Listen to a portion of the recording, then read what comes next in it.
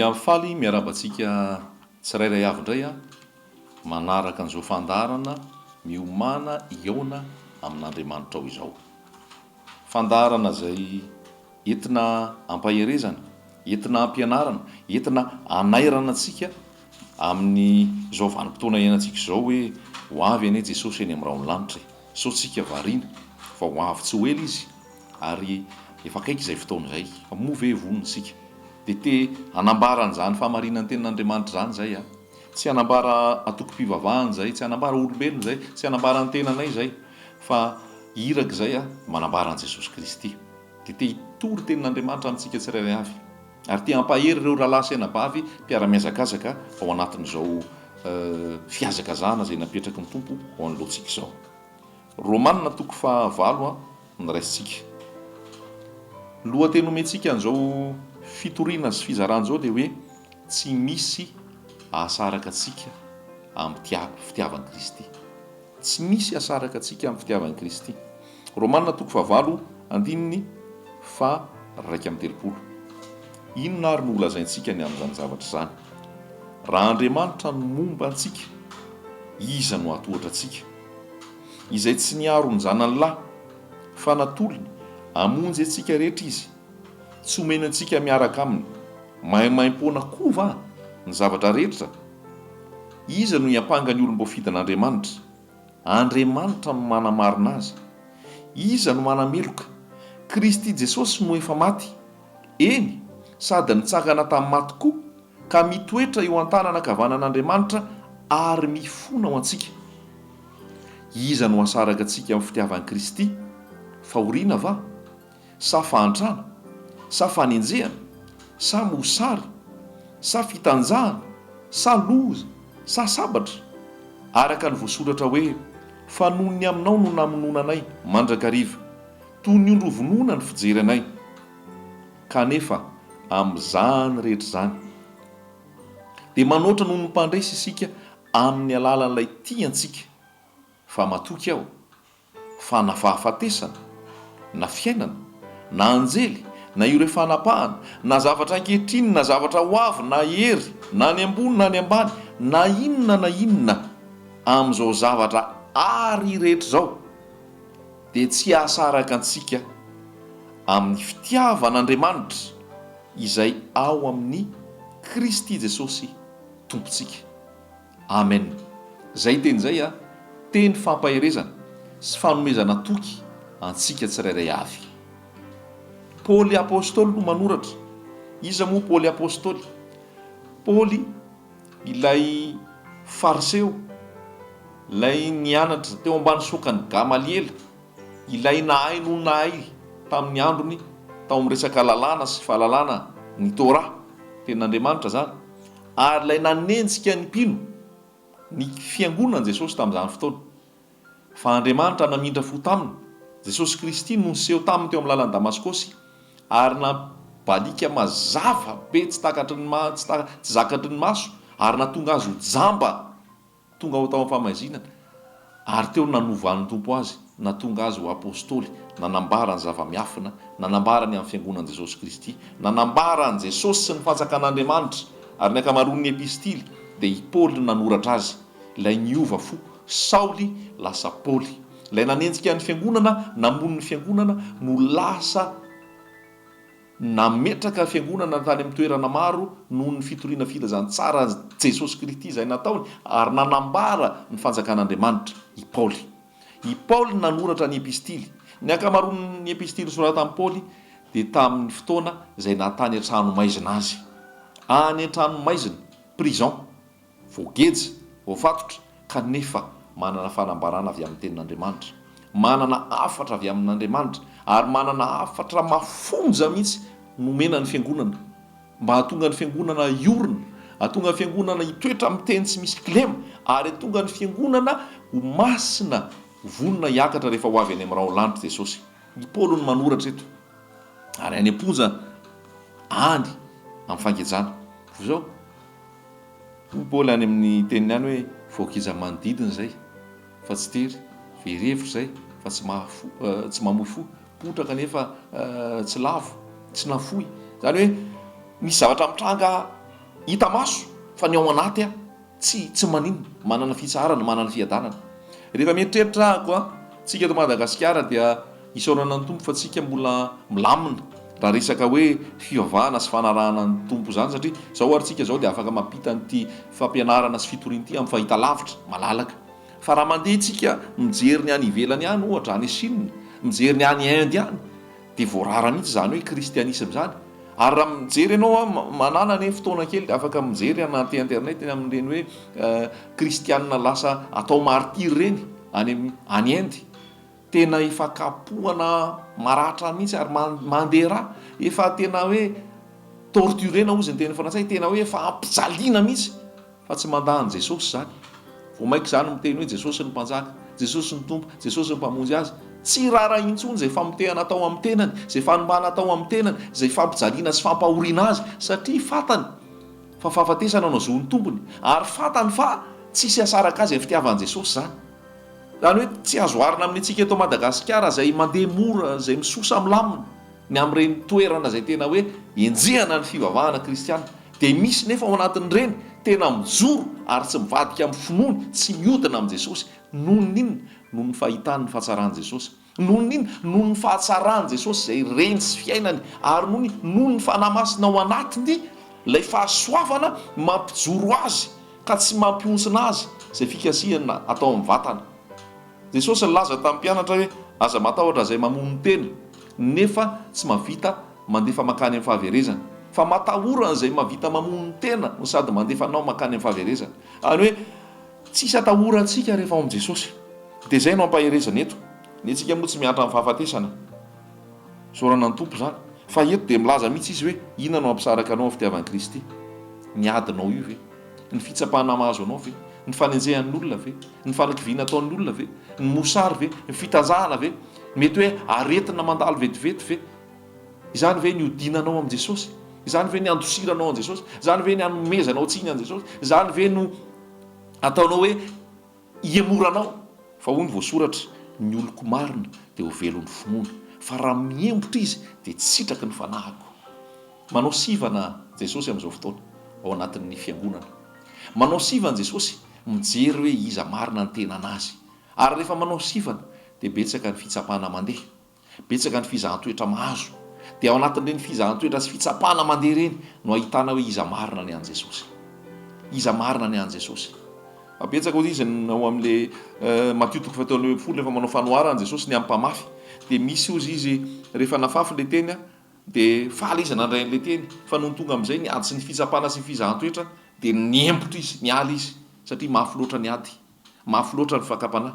Dia misy mbola ty zao tontolo zao mbola misy ty rehaka zao fiainana zao mbola misy tsy mahafohy fahotana dia noho ny tena tonga tokoa ny safidy dia alao ny misafidy manota alao ny misafidy mirehaka zao tontolo zao alao misafidy an'izao tontolo zao dia zahana toeritsika eto tany iza marina ny tena an' Jesosy afaka miteny Jesosy daholo matsy afaka miteny kristianina daholo manko makany am-piangonana sy makany amin'ny trano fivavahana daholo manko fa Jesosy mahita ny ao am-po misy ny vary misy ny tsy parifary.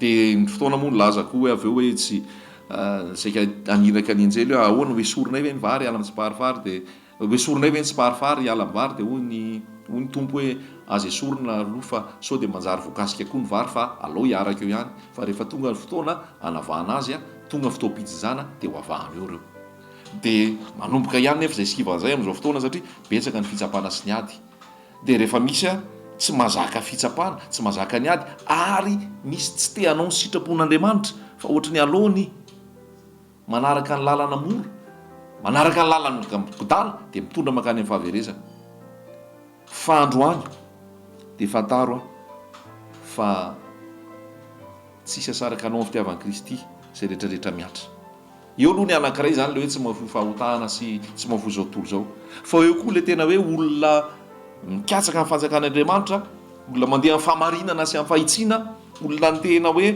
mandeha amin'ny itsipò amin'ny tompo fa hiara-ny fitsapana hiara-ny ady hiara-ny fizahan-toetra dia fantaro fa tsisy asaraka anao amin'ny fitiavan'i Kristy ireny.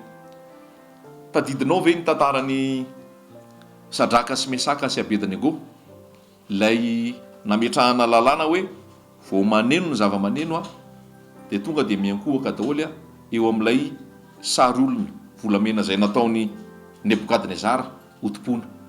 Dia hoy Sadraka sy Mesaka sy Abednego hoe izahay tsy ankohaka eo amin'io, fa ny Andriamanitra ay manafitra anay, manafaka anay. Ary raha tsy hanafitra anay ary izy zay tsy ankohaka eo foana. Zany hoe azo ny antoka mihitsy hoe nahodorana anaty afo ary zany ny lazainy ka naomay aho zay tsy maninona.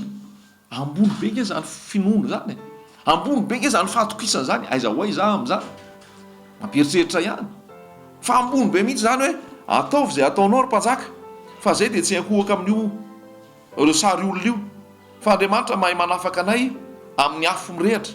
Ary raha tsy hanafaka anay ary izy zay mbola anaraka azy foana. Ndraindray nge tsy araka zavatra etrerentsika ny zavatra misy fa mampidera ny tompo hoe na io ara zavatra misy zay anaraka anao foana Jesosy. Na tsy salama ary andray za anaraka anao foana. Ndraindray ary ako be ady sy fitsapana za manaraka anao foana. Na dia mbola tsy manambady ary tsy mbola mahazo vady za manaraka anao foana. Na dia mbola maditra sy tsy tia mihitsy ary ny vadiko fa manitsakitsaka ana za anaraka anao foana. Satria tsy noho izany anarahako anao fa enao amin'ny mahay anao mihitsy Jesosy no arahako. Fa raha vao amin'ny eritreretritsika fa vahaolana sy zavatra tiana ho azo no antenantsika amin'i Jesosy, ndraindray Jesosy tsy mamaly, ndraindray Jesosy tsy manome eo no eo, ary ndraindray Jesosy manao zavatra maro hoe nampidirina anaty lafaoro mirehatra afo Sadraka sy Mesaka sy Abednego. Zany ve midika fa tsy teo Andriamanitra ary tsy nirara azy navelany nisy mihitsy zay. Nalefa tany anaty lavaky ny liona ry i Daniel, fa tsy nidika mihitsy zany hoe nielan'Andriamanitra izy dia noho natonga anazy nielan'Andriamanitra natonga azy nalefa tao anaty liona, tao anaty lavaky ny liona. Fa Andriamanitra nomba azy ary noho ny fomban'Andriamanitra azy mihitsy nasian'Andriamanitra ny lavaky ny liona nisy liona anehoana fa Andriamanitra mbola mampitombona ny vavan'ny liona ary tena hoe tsy nakasika ny Daniel. Nataon'Andriamanitra nisy ny afo nyrehatra mahery impito mahery no nisy hatramin'izay no Andriamanitra mihitsy nampisy zay, fa tsy hoe noho izy ireo nanota raha nanodina tamin'Andriamanitra. Ndraindray tsika mametsina an'Andriamanitra hoe zany nanompoako an'Andriamanitra mbola tsy mahazo vady ihany a, zany nanompoako an'Andriamanitra toa mbola tsy mananjanaka foana, zany nanompoako an'Andriamanitra toa tsy mbola misy asa ihany, zany nanompoako an'Andriamanitra toa ohatrany misahirana foana, tsy manam-bola, tsy ampy materiel. Dia hoy ianao hiala amin'Andriamanitra fa tsy miaso io Andriamanitra io, tsy mahavita azy io Andriamanitra io. Fa Andriamanitra mahavita azy ary manao ny zavatra rehetra amin'ny fotoanany. Be da be ny momba atao anatin'ny tenan'Andriamanitra tao, tsy teo eo izy dia nananjanaka, fa voalaza aveo hoe ary tamin'ny fotoanany Andriamanitra, tamin'ny fotoanany nazony autant marqué moa filaza azy. Na tsy fa misy tenan'Andriamanitra so raisiko vitsivitsy dia ho raisinao ao anatin'ny amin'ny fotoana ao ariana makinao azy fa Andriamanitra manana ny fotoanany, fa mila manana faharetany ianao. Fa tsy midika akory zany hoe tsy eo izy ary tsy mirarahanao raha toka ao anatin'ny ady sy ao anatin'ny olana ianao, tsy midika mihitsy hoe tsy ao izy, fa vao mainka ary hitazomana anao reny, fa raha toka tsisy an'ireny sao variana ianao. Romanina toko 5 andininy 9, Nomery toko 7, andininy 7, Galatiana toko 4 andininy 2 sy ny toko 4 andininy 4, Daniel toko 9 andininy 7, Daniel toko 1 andininy 5, Daniel toko 1 andininy 7. Sao dia angana be le filazako. Romanina toko 5 andininy 9, Romanina toko 5 andininy 9, Nomery toko 7 andininy 7, Nomery toko 7 andininy 7, Galatiana toko 4 andininy 2, Galatiana toko 4 andininy 4, andininy 2 sy 4 zany. Daniel toko 9 andininy 7, Daniel toko 9 andininy 7, Daniel toko 1 andininy 5, Daniel toko 1 andininy 5, dia amin'ny Daniel toko 1 andininy 7 ihany koa. Ny tiana tenena amin'ny dia hoe ary tamin'ny fotoana voatendry zay ny voalaza. Au temps marqué, manana ny fotoana ny Andriamanitra. Raha nisy ny maharitra indrindra patient dia Andriamanitra anisan'ny patient. Andriamanitra anisan'ny patient ary vokatry ny fanahy dia ny faharetany, manana faharetany. Fa tsy sasaraka anao ny fitiavan'i Kristy na inona zavatra mitranga. Ozy izy hoe tsy omeny antsika miaraka maimaimpona avany zavatra rehetra, zavatra rehetra ozy izy I zavatra rehetra io a mety ao ny ratsy, mety ao ny zavatra tsy nieritriretinao, mety ao mety zavatra tsy tianao, fa omeny miaraka amin'ny maimaim-paona ny zavatra rehetra. Ary eo ambonimbony kely dia hoy izy hoe ny zavatra rehetra miara-miasa soa izay tian'Andriamanitra, ny zavatra rehetra dia Andriamanitra masy mandidy. Fa izao fotsiny ny ataovy ao an-tsaina, tsy hisy asaraka anao amin'ny fitiavan'i Kristy, tsy hisy asaraka anao amin'ny fitiavan'i Kristy na inona na inona amin'izay zavatra ary. Fahafatesana tsy asaraka anao amin'ny fitiavan'i Kristy, fahafatesana ary azonao tombony hidiranao amin'ny fanjakan'ny lanitra. Voalazany amin'ny Apokalipsy dia hoe sambatra no maty dia izay maty ao amin'ny tompo.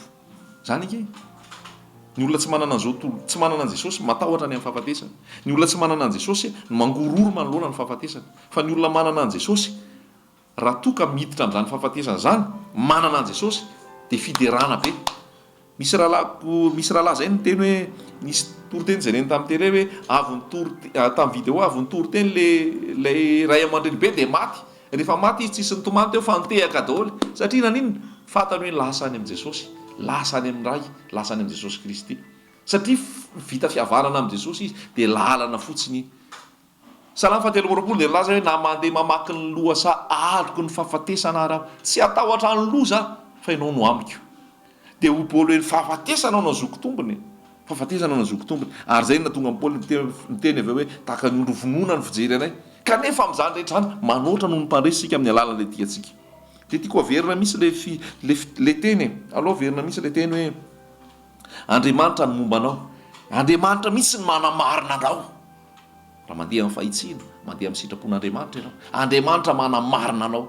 Ianao tsy mila miteny, ianao tsy mila manao fandaharan-teny be hoe ka za zao kaizary, ianao angina Jehova hiady ao anao. Andriamanitra Jesosy Kristy no avoka. Jesosy Kristy io sisy no efa maty ary nitsangana tamin'ny maty mifona ho antsika.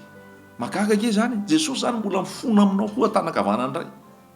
Tena magaga zany, fa zany ny fiasan'ny Tompo. Misaora azy raha lasaina bata, misaora azy ray aman-dreny zoko zany amin'izao fotoana izao. Fa manantsika manana an' Jesosy, manantsika manana an' Jesosy. Lazain'ny olona fa adalitsika, lazain'ny olona fa fanatikitsika, lazain'ny olona fa ekstremistsika. Fa ny adala amin'izao tontolo izao fidian'Andriamanitra mpamenatra ny endrika. Lazain'ny olona fa tena hoe jambontsika, fa tsika no mahiratra ao amin'i Jesosy. Lazain'ny olona fa mafana fo loatritsika, fa tsika no hafanain'i Jesosy ny fotsika. Ary manana ny arena be, ary manana fahasambarany itsika satria fiainana mandrakizay ny ao amin'i Jesosy. Tsy voasandam-bola sy arena, tsy voavidy vola amin'ny karena, fa tena hoe Andriamanitra ny manamarina anao, manana fiainana mandrakizay ianao. Andriamanitra mikarakara anao ny amin'ny eto tany. Andriamanitra no momba anao. Jesosy Kristy no efa nitsangana tamin'ny maty, mitoetra ao ankavanany ray, mifona ho anao. Iza no asaraka antsika amin'ny fitiavan'i Kristy? Fahoriana va? Sa fantrana? Sa fanenjehana? Sa mosary? Sa fitanjahana? Sa loza? Sa sabatra? Araka ny voasoratra hoe fanony aminao no namonoana anay mandrakariva, toy ny ondro vonona ny fijery anay. Kanefa amin'izany rehetra zany dia manoatra noho ny mpandresitsika amin'ny alalan'ilay tiantsika. Fa matoky aho fa na fahafatesana, na fiainana, na anjely, na ireo fanapahana, na zavatra ankehitriny, na zavatra ho avy, na hery, na ambony, na ny ambany, na inona amin'izao zavatra ary rehetra zao, dia tsy ahasaraka antsika amin'ny fitiavan'Andriamanitra izay ao amin'ny Kristy Jesosy tompontsika. Reny rehetrarehetra amin'ny trango reny zany, raha asiana cachet kely dia misoratra hoe fitiavan'Andriamanitra. Magaga ange zany, misy fitanjahana, misy sabatra, misy mosary, misy fanenjehana, misy fahafatesana, misy ny ambony, misy ambany, zavatra rehetrarehetra mipetraka eo. Fitiavan'Andriamanitra, fitiavan'Andriamanitra, fitiavan'Andriamanitra. Mahereza ao amin'i Jesosy tena hoe tsisy asaraka anao amin'ny fitiavan'i Jesosy Kristy satria ao anatinao Jesosy, ao anatinao Jesosy, ny fanahy masina ao anatinao ary tsisy asaraka anao amin'izany. Halleloia. Amen.